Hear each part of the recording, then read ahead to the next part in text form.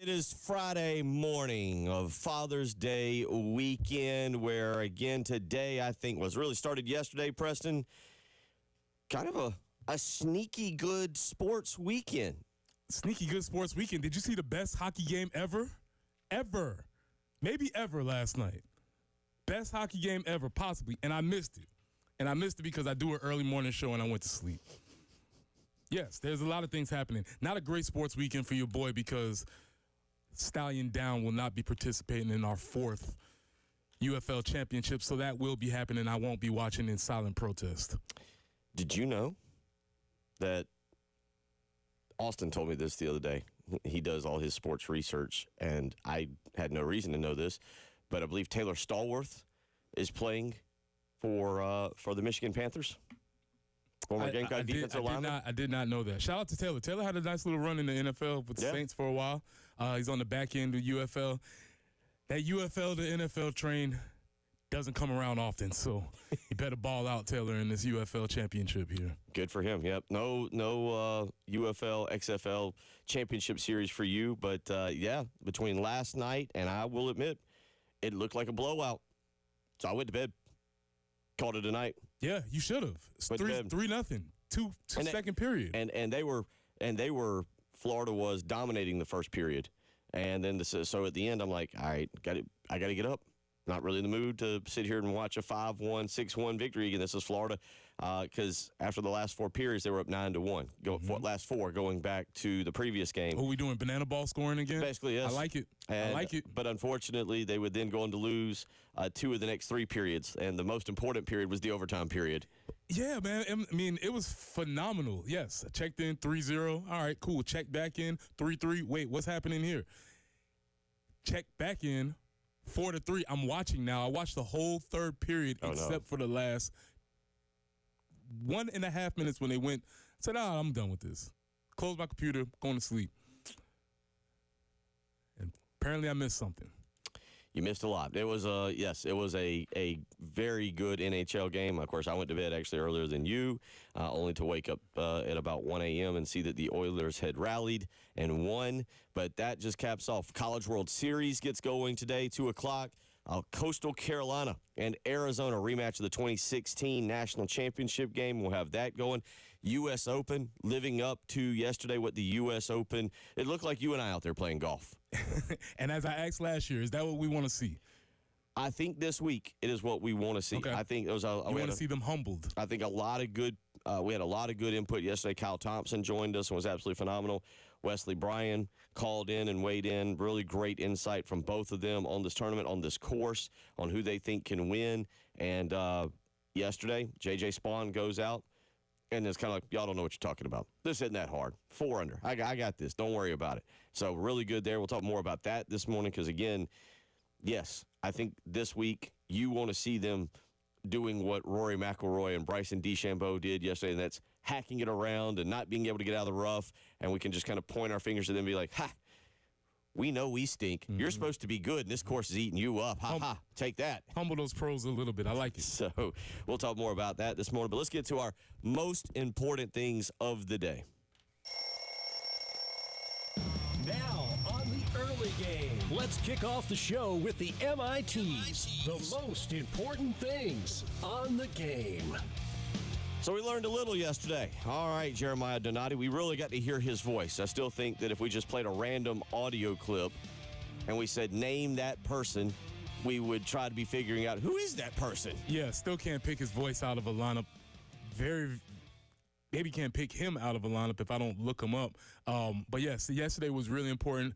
Jeremiah Donati was on the station yesterday, and we got a chance to hear a lot from him. And I think what's important about this, and we'll play a lot of clips during our hours today. What's important is, I don't know if it's not necessarily what he says. There is some information to glean from it, but we're still learning who Jeremiah is as a person, as an AD, how he approaches things, what he thinks about athletics, the current business environment. And so for me, it was just another interesting glimpse into who he is. Yeah, listening a little bit, just a little bit yesterday, driving from one place to the other. My question that I would have for you is, when you take over as an athletic director, how long before you're settled in, before you have the lay of the land? before you understand the boosters, you understand your coaches, you understand your board of trustees, you understand your staff. Obviously going to bring some staff. He brought some staff with him because we're going to talk a lot this morning about revenue sharing and collectives and NIL and splitting revenue between the sports. And, when is an athletic, we always say, like, for coaches, you kind of get a honeymoon year zero, if you will, for most coaches, not all. But for athletic directors to settle, and there's so many pieces of the property you got to figure out. Like I said, the booster, okay, I know who we can go to when we really need money. I know what counties around here are kind of the big fundraising counties. All right, I know my coaches and what they're thinking and what their demands are. Now I kind of know my friend Jeremiah Donati's case, I know my conference and what the other athletic directors are kind of thinking in the direction they're going to go. Kind of staying one step ahead of the game, which is what athletic directors have to do these days. That's a great question, and I think Jeremiah is coming in a very unique situation where it may reduce his time because we're in a whole new world right now. Mm-hmm. So all the things that Ray did before, they matter, but not as much as what matters right now. So he gets a chance to implement his system. He gets a fresh, clean start, which most athletic directors do not get. Most of the time you have to walk in, you got to clean up this mess here, fix this puddle over here, do this over here. He's coming in an almost brand new situation where he gets to implement his vision for the athletic department instead of trying to piece together what the previous guy did. He's also not coming into a spot where the previous guy was fired.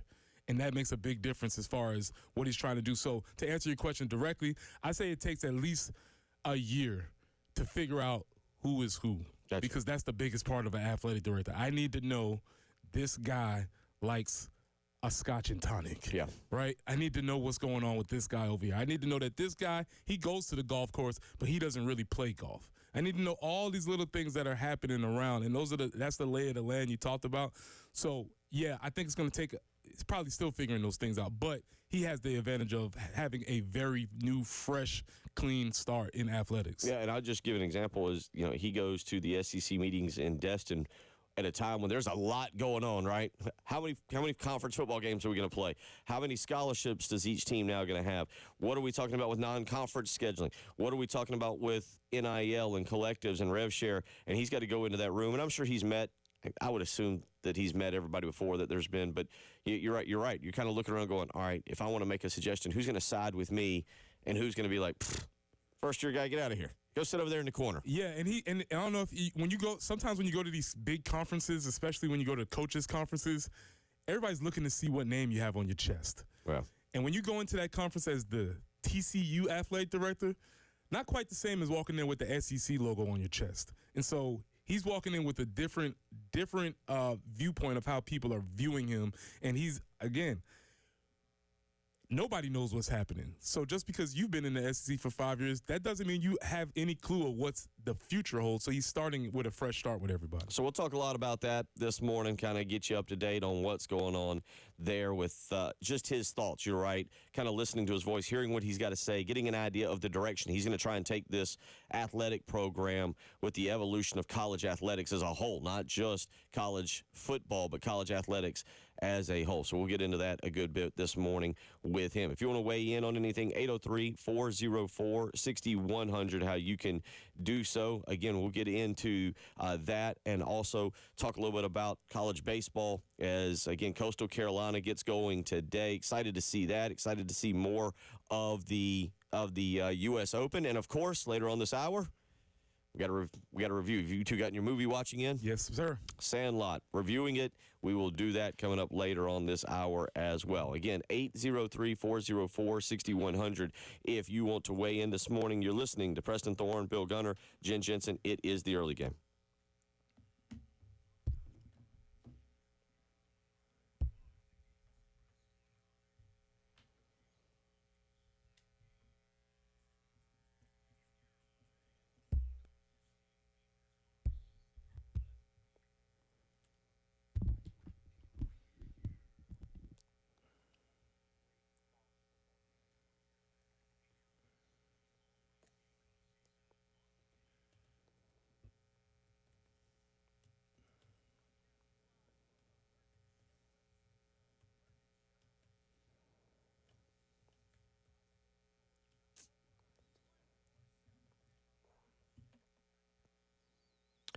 Bill Gunner for Corley Pool Solutions, where they believe in maintaining not only your pool, but maintaining your lifestyle. Let's be honest, if you got a backyard pool, the thing you want to do is not just swim in it, but you want to use it maybe as a place to sit back and relax, maybe have a cookout and have other neighbors or other friends around. And that's where Corley Pool Solutions is the absolute best in the business. Nobody can top Tracy Corley and his team with over 20-plus years of experience. They believe in providing the absolute highest quality swimming pool service at the most affordable price to you and your family. Let me tell you, if you're trying to maintain the pool yourself, you're doing it the absolute wrong way. You need to call the professionals, the best in the business, where it is actually more affordable for Tracy Corley and his team to come out with flat rate pricing than it is for you to try and do it yourself. So call today and line up your maintenance. 803-445-8109. Again, that's 803-445-8109. Give Corley Pool Solutions a call today. Tell them Bill Gunner sent you.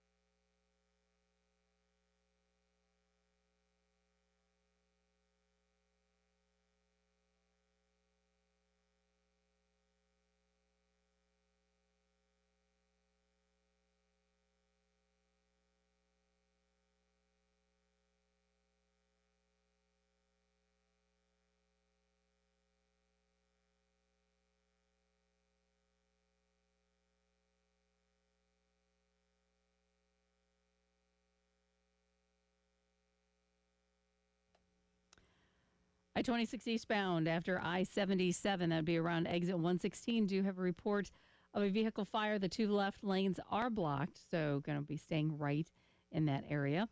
And aside from that, other things moving along fairly well.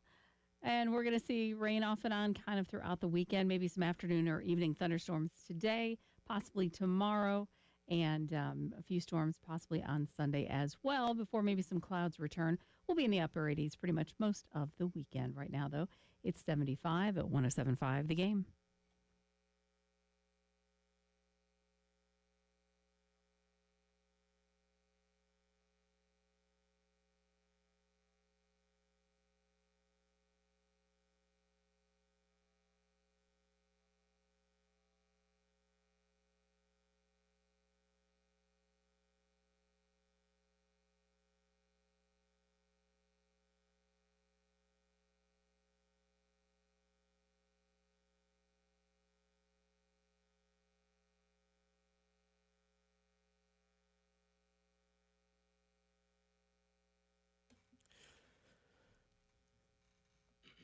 6:16 on your Friday morning. Get up and get going here as we get you set for a full weekend of sports that will not involve the Birmingham Stallions. Stallion down. Just for the time being. Silent protest for the weekend. I mean, sure, somebody else can win the UFL at some point. We'll share the trophy with you. It's on loan, though, because we'll be back next year. Stallion up. There you go. All right, so prepare accordingly when we circle back to, I believe, March of next year, and the Birmingham Stallions take full force on the early game. 803-404-6100 if you want to weigh in this morning. So Jeremiah Donati spoke yesterday and spoke at length. I think this was the most information we've received as far as what he thinks about the future of not just South Carolina athletics, but also about the future of college athletics. And I think that's important. And one of the things he talked about yesterday was the readiness for the revenue sharing that is coming along, the $20.5 million that we discussed back on Monday, and how you want to divvy that up. And here's what he had to say on the postgame show with Jay and Elijah. Yeah, well, those plans are ready to go. We created those budgets back in the spring and informed our coaches of those, and so we're ready to execute those and get those players under contract. It's funny because some of those are just literally transferring contracts from the former contracts from the Garnet Trust over to the university. So some of it, it's just a matter of getting those on the right heading, so to speak. But there's also, this is interesting, this is kind of pertinent to our conversation. I literally was just talking to a staff member. We had our first real NIL deal submitted through the clearinghouse through NIL Go, which was, kind of historic. It was a football player, not to be named, submitted a deal for an autograph session. So I thought that was kind of interesting to kind of witness history on my way to get to the office to talk to you guys. So it's all in play. It's kind of surreal to think that it's here. We talked about it, for the past year. You only heard me talk about it for 6 months, but all of us as athletic directors have been talking about this for a year, and to see it, here now is surreal. So it's exciting. I mean, there's a lot of optimism, I'd say, coming out of Destin and then NACDA in Orlando, which is where I was earlier this week. Mm-hmm. Overall, the sentiment is one of optimism. All right, let's start with this. I find this interesting, but I don't know the relevance to it. He says this has been in discussion for over a year. That I understand. That means he's had this discussion in the Big 12 with TCU, which, look, they don't lack money. I'm going to assume TCU's boosters, because of oil money, probably a little bit better than South Carolina's boosters in terms of you need $3 million, $4 million? Sure. Let me head over to write the check, and I'll come right back. I don't know. I would assume TCU has more donors like that than South Carolina does. With that being said, he dealt with that. Then he comes here and he sees this. He's dealt with this in 2 different conferences and 2 sets of other athletic directors. So it feels like he might actually have a larger pool of information to draw from dealing with Big 12 ADs and SEC ADs. Yeah, he's definitely had that, and that's the variance of experience, and that's why it's always interesting to bring new and fresh blood in there.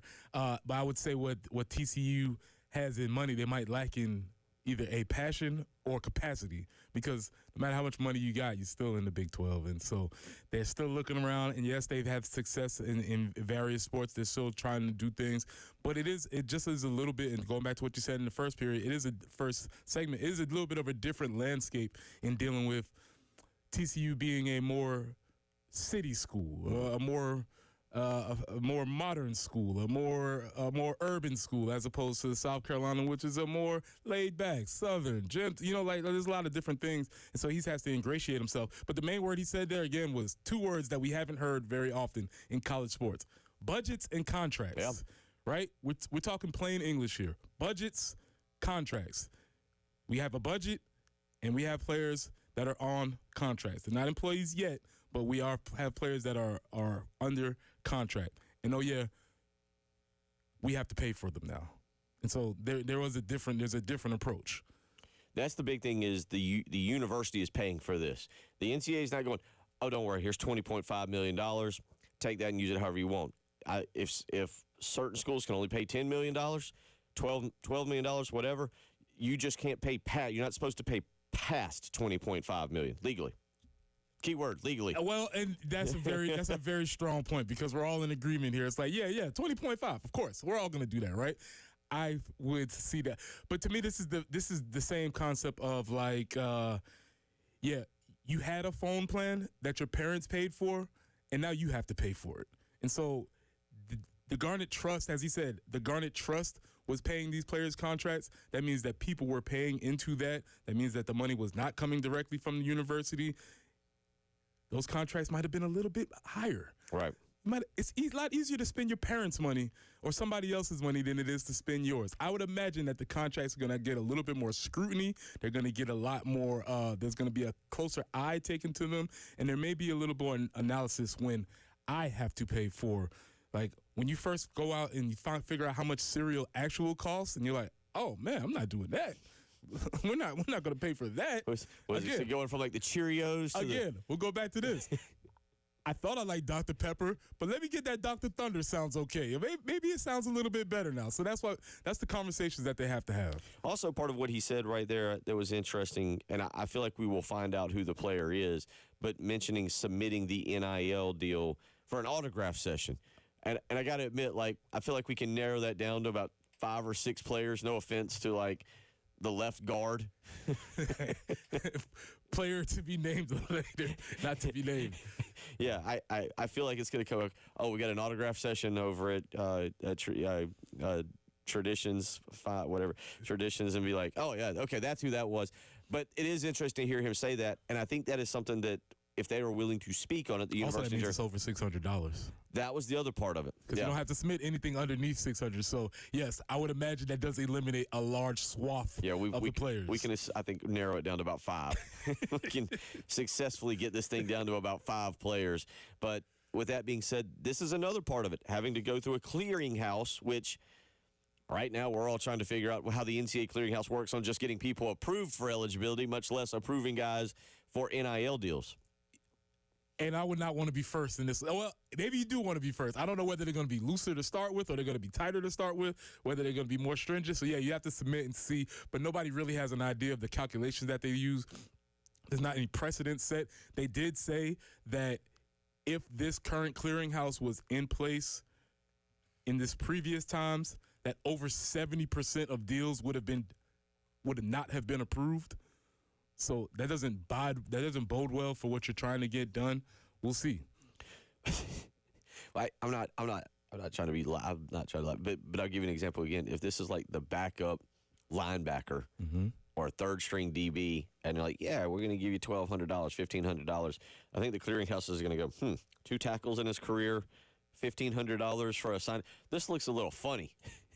I mean, it might not add up. But then my rebuttal would be, man, you don't know how big a star I am in Owendale. I'm a huge draw at the Okra Festival in Irmo. That's my town. Yeah. The Okra Strut will pay me a lot of money to come and walk around. Point. You never know. So I don't know. I'm interested to see what because the phrase they keep using is fair market value. Right.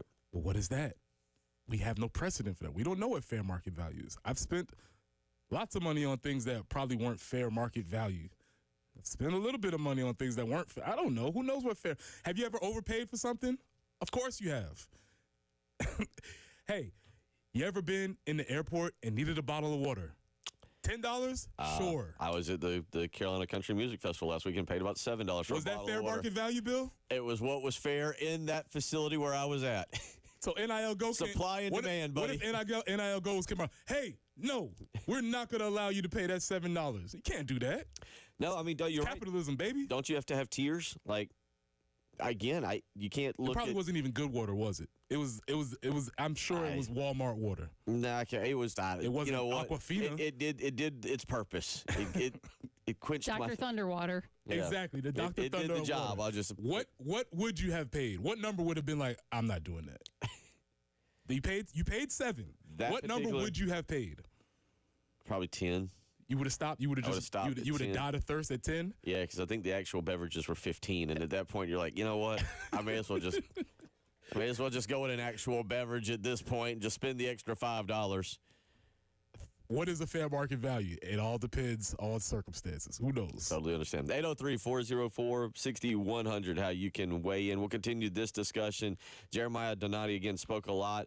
A couple of things he talked about, building off of what we just discussed, was changes with collectives and NIL, as well as splitting revenue between the sports. We'll let you hear more from Jeremiah Donati on that when we return. You're listening to the early game.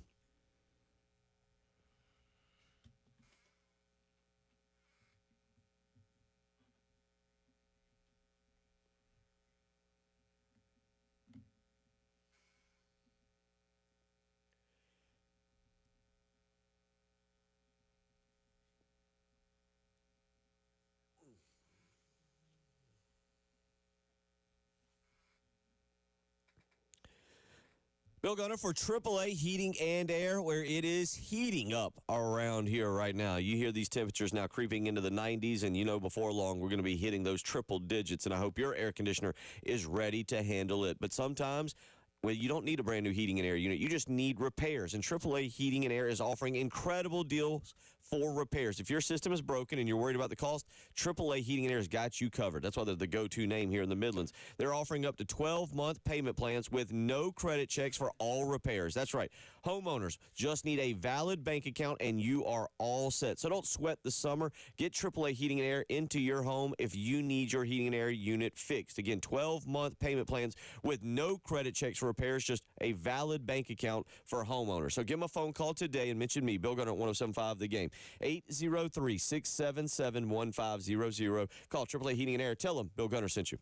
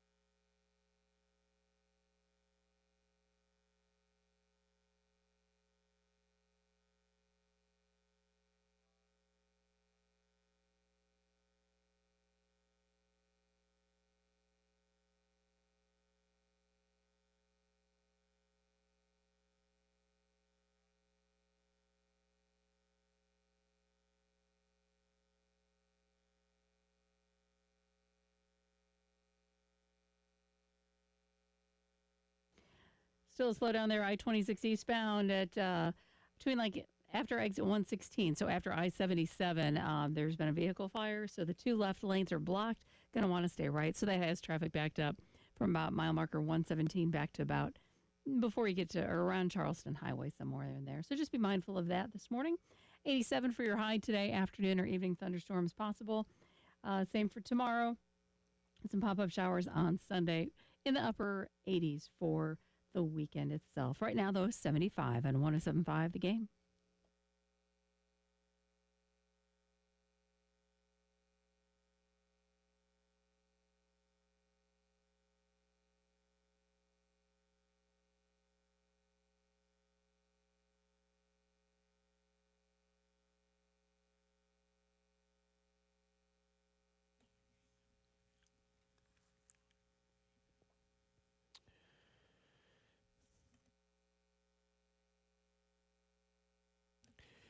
Uh, 6:32 on well, it's going to be a little stormy throughout the day, but I'm going to call it a beautiful, beautiful Friday because we're going to go into some baseball this afternoon, 2 o'clock for that. Who was it? Somebody asked me yesterday, was like, well, how is the show? And I said, well, anytime, Preston and I agree, anytime we get live sports on that we're really into during our show, it just makes it better. Yeah, it doesn't happen at all. So when it does, we have to take advantage of it. So, yeah, that was enjoyable. But the U.S. Open today, Coastal Carolina today.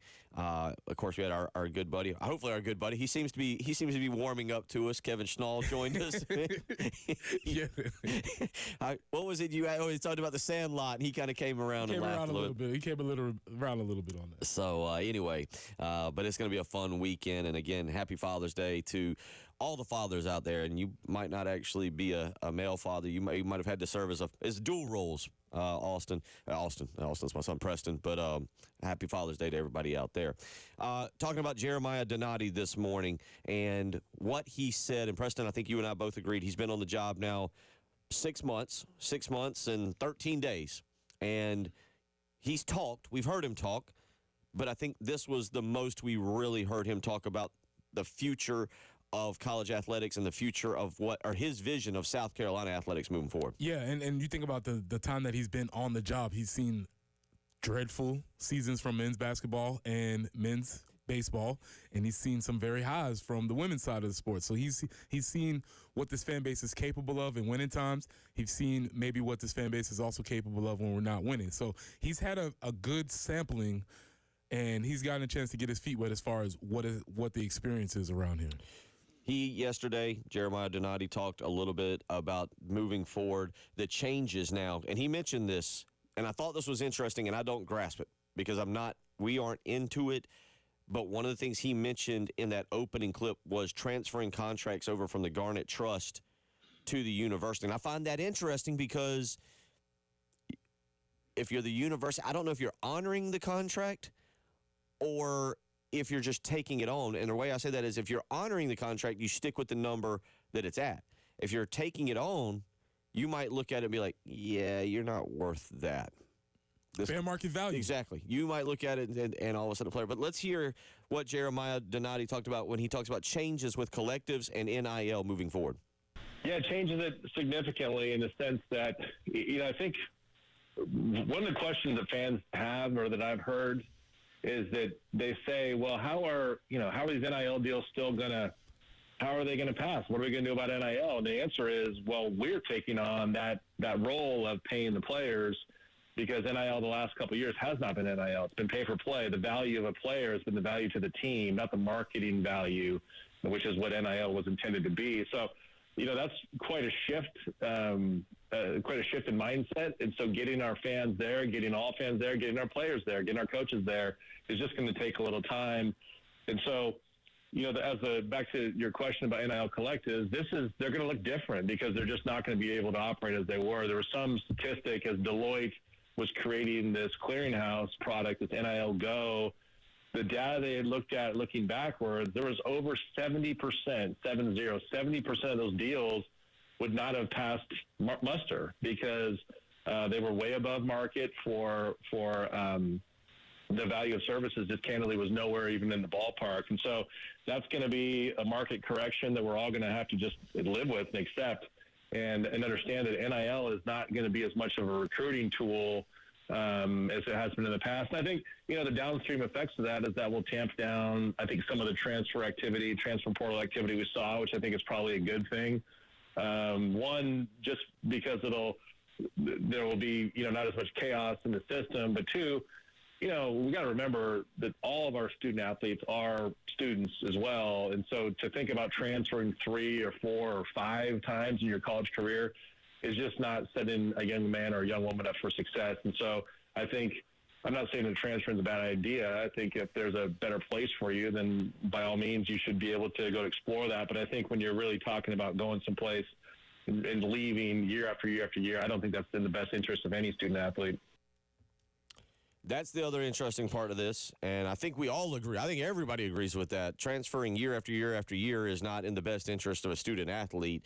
How do you kind of regulate that? How do you kind of slow that down? And it sounds like and you tell me what you just heard, the belief is this system will take away from that, will change a little bit of that.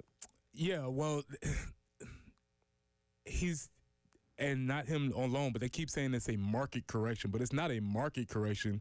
They are putting a artificial market in place. So it's not as if the market is just leveling itself out. Econ 101 here, guys. I mean, it's not just supply and demand that's working. They're putting an artificial barrier to competition in there. So, and that's fine if everybody agrees on it. Like Jeremiah, I do, again, support the student athlete's opportunity to transfer. But just like Jeremiah, probably not in your best interest to do it that many times in a singular career because of a multitude of reasons. So I agree with that. And if that is the goal of this, we'll see. We'll see if that is a stated goal. However, that is stifling movement, which I don't know if you're allowed to do. But I do like the fact that the distinction he made that it's not necessarily we're trying to get away from pay for play, because that's kind of what originally I think the name, image, and likeness was supposed to be okay. They're doing marketing. They're supporting whatever sponsor whatever brand they're repping. They're supposed to be doing that. How much of that is really happening versus, hey, you're getting $10 million to play here, and are they delivering on all of that? I don't know. Maybe a lot of them are. I haven't seen it, but that doesn't mean that they aren't doing that. But I just think it was an interesting distinction that this goes back to marketing more than just pay to have you come here and play. Well, he's what I'm learning about Jeremiah. He's very plain spoken. He's not trying to dibble and dabble around words. You hear words like contracts, budgets, pay for play. Mm-hmm. He's not using a lot of euphemisms or trying to use a lot of flowery language. He's speaking very plainly to what the situation was and what it is. I think there's a lot that is behind the scenes that we don't, and that's kind of what Jen's point is about marketing. And are we signing you up because we know you need money? We're trying to buy you to make sure you're on our roster, and then we're not requiring you to do tweets or appearances or commercials or whatever. And then where does that transition? Because I think we all know, you look at some of these NIL deals, not just at South Carolina, but across the country, and you go, where was the marketing aspect of that? I remember when you and I talking about it, Preston, when this really first, the ball got going down the hill, and we were kind of laughing, and, it'd be like, I guess even though you were a defensive lineman, you wouldn't want pancakes in there, but if you were to go back to Summerville and sell T-shirts that said Preston's Pancakes, well, there's and you're selling shirts for $20, $19.99. That's actually a NIL form of revenue where you're using your name, image, and likeness to profit off of money. I don't know how many times, aside from jersey sales and maybe autograph sessions, we really saw something like that. You occasionally saw, it seemed like in the beginning you saw some different people doing, you heard about the food for the dog. Sosa for the dog. juice. Yeah. So, Antoine. Yes. That's correct. Good correction. You saw that. You saw some girls from, I remember seeing some of the Dawn's crew doing some things with some different products and stuff like that and product placement. And, hey, I'm trying this out. And that's great. But I don't feel like we've seen it. Now, maybe I've just missed it. I don't know. No, because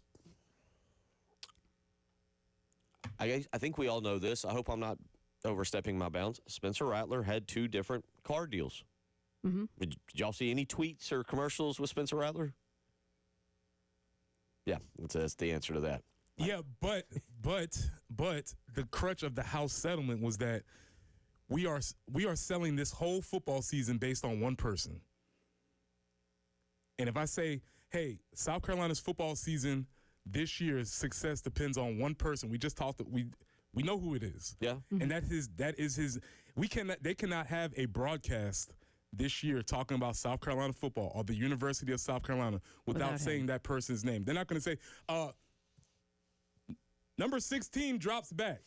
Right. The quarterback drops back. The old school EA Sports where it was the number and you were like, and then you had to go in and you had to physically. That's why you had that, because those dudes did not agree to have their name, image, and likeness in this game. So every time that we have these games on TV, broadcasted, and you say these players' names, that is what the House settlement said was name, image, and likeness. Let's hear a little bit more. Jeremiah Donati, talks about splitting revenue between sports. Here's what he had to say. No, we're just not privy to, just for this reason. It's this won't surprise you. It's proprietary just for competitive reasons. You can imagine that any number you put out there becomes a target for a competitor. So our numbers are all very healthy. We've announced we're at the top of the, we'll fully participate.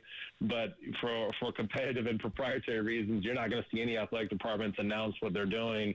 In fact, a couple of my colleagues who did that earlier in the spring have since backtracked on that. So, I'm not trying to be coy with you all. It's just something that we're going to keep in the house for now. And so, but I think all of our coaches would tell you they feel good about it. And what's interesting too is that just for this year, there was an interesting loophole that a lot of us took advantage of, and that is, if you were able to front load some of these contracts before the rules changed, you could kind of change the proportionality of those distributions this year only. In other words, if you were able to say front load some football contracts with before the rules changed, you could take some of football's rev share and give it to a sport like baseball, for example. So that's probably the best and clearest example I could give you.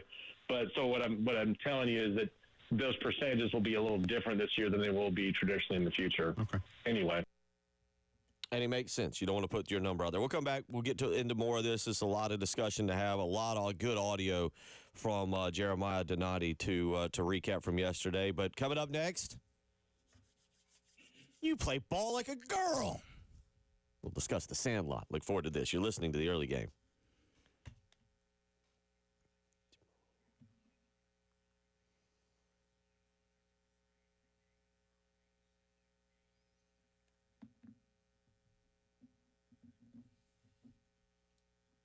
Jen, I sent the trailer to the text group. Can you bring us in with that, please? Thank you.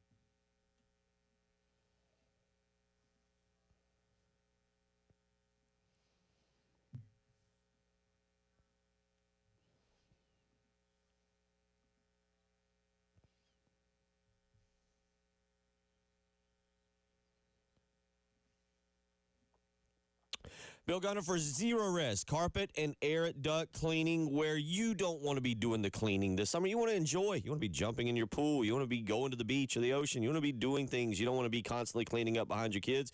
That's why Zero Res is ready to step in and help you with a phenomenal summer deal. Just give them a phone call, 803-262-4020. Mention me, Bill Gunner at 107.5 The Game, and you will get 15% off all cleaning services. That's right, 15% off getting your carpets cleaned, having your air ducts cleaned, the area rugs, tile, whatever, upholstery, and with Zero Res's patented ZR water technology that doesn't use dirt-attracting soap, leave behind sticky, soapy residues, or have any unhealthy chemicals in them, you can trust that your kids and yourself will be just fine at the house this summer. So call Zero Res, 803-262-4020, or book online, ZeroResColumbia.com.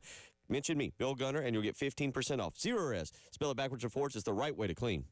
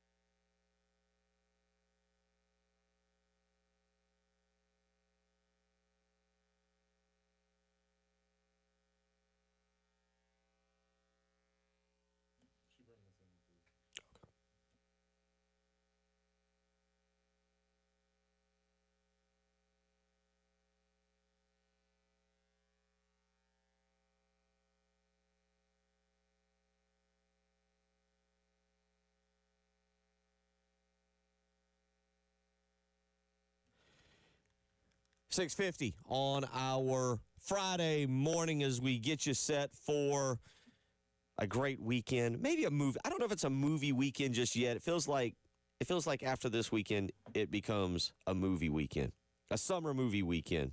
A lot of sports this weekend to get to. Yeah, that's why we are going through our summer movie playlist. And this week, if you haven't heard, we will be focusing on throughout the rest of the summer. We'll be focused on kids sports movies, because there was a time period where these movies were coming out fast and they were coming out furious, and there were a lot of them. A lot of our demo, who you are listening, thank you for listening. You might have been younger of the kids' age, or you might have actually been parenting kids during that time period. So it's really interesting. So the first week to kick it off is starting off with a classic. And Jen, let's hear the trailer for this classical movie. Talk. You bob for apples in the toilet. You play ball like a girl. They got the one. Wendy Peppercorn. But even winners know when to run. Well, how do we get the ball back? It's history. Ooh, a big doggy. The Sandlot. Flies open. Strike for a hero. Now on home video. Rated PG. Underrated part of that movie that I remembered is, I didn't realize in the trailer right there, but Ham talking trash behind the plate to the batters. Classic. Yeah, you got to talk trash. You got to your flies open, all those types of stuff. So, Bill, when you watch this movie, my first question: did it hold up? It did. Yeah, it did. There's something nostalgic. I'll be honest. I'm not going to be able to say this about Rookie of the Year or Angels in the Outfield. I don't know if it was just because I saw The Sandlot first. It was because in '93 baseball was my sport really bad. I didn't transition to basketball until about 96, somewhere in there. Baseball, that was always like, hey, I'll be the center fielder for Lexington High School, play for Coach Tommy Williams, and go on and do that. So you watch this movie, and it really resonated with at that time, about 12-year-old Bill Gunner. Like, oh, that's really cool. We had a bunch of us. We didn't go to the ball field and do like they did, but there was a bunch of us growing up, and our dads were pushing us through Lexington Little League Baseball and everything. And so it resonated. So as you're watching it, 32 years later, I'm kind of like, man, I remember that, all of a sudden a memory pops back from Little League Baseball where something happened or so, and so yeah, it holds up in today's, and it's a good, we did play it, I will say, my kids are 13 and 15, and even I'm watching it, and some of the trash talking between Ham and the player wearing the uniform and on the bike, I was like, I don't know if I want kids saying these words. Well, that leads me to my favorite part of the movie. You know why you don't want kids saying those words, Bill? Because you're an adult. And there's no adults in this movie. And this is the beautiful... There's Dennis Leary. He's his dad is there, and they're playing catch or whatever, but the majority of the film is just kids being around kids. And I'm going to tell you what, Bill, when I was 10 years old with my friends, we said a lot of things my parents didn't want to hear. Probably so. But you know what? They weren't around to police us. They weren't around to tell us what not to say. There's good times with kids. And that is my favorite part of the movie, is that there's no adults around. It's just kids have this whole little ecosystem of a world, and they're enjoying themselves. So, yes, you as a grumpy adult might say, oh, that's inappropriate. But you know what? As an 11-year-old, the words, the combinations, and plus when I was 11, I was just finding out how to say these words together, right? I was just figuring out these. Is this a real word? You could string them together, and people are introducing new things. So that's a very interesting point, but there's no adults around. And to me, that's the thing that struck out the most, is that it's just kids hanging out. And their imaginations and being enamored with the lifeguard, and just little 11-year-old, 12-year-old boy things like that. It's just simplicity and fun. There you go. There was an adult part of this that I did really question, though, because it happened, and I thought, and I guess it's just not something that I ever thought of, and I guess I look at prices now, and it stands out a little bit more. Have y'all ever seen or know anybody that's ever put a cold steak on an eye for a black eye? See it in the movies and TV shows. That might, yes. 803-404-6100. Cold steak, peas. I've heard of these things happening. I've never seen it in real life before. So if you have, yes, that's a great. I was like, when it happened, I'm like, wait, dude, what are you gonna do with this steak? Yeah. So steaks might have been cheaper back then. I didn't know. Yeah, I don't know. And it looked like, by the way, I just, now watching it as a 43-year-old adult, I'm like, that looks like a really good steak. Yeah. Don't put that on his eye. You're not gonna cook that now, right? Yeah, they probably would have. They're probably less concerned about germs at that time. Yeah.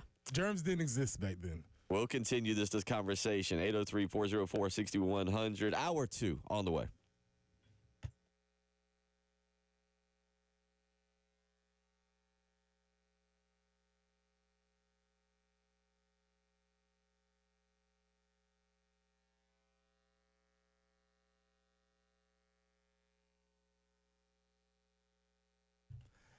Hey, Columbia, are you looking for the best gear to tackle your lawn? Well, Cato's Power Equipment has been family-owned and serving the Midlands since 1983. That's over 40 years. And third-generation owner Ben Cato provides top-notch service, great deals, and the mom-and-pop values that you love. And Ben is determined to raise the standard of sales, service, and retail. At Cato's, they are proud to offer a wide selection of new and pre-owned mowers, tractors, and more.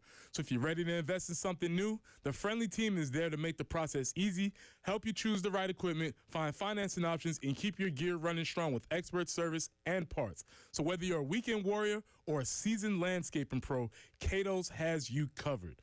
Got a huge selection of new and pre-owned mowers, tractors, and all the gear you need to tackle any outdoor project. So swing by Cato's Power Equipment today or call them at 803-254-3711. That's 803-254-3711.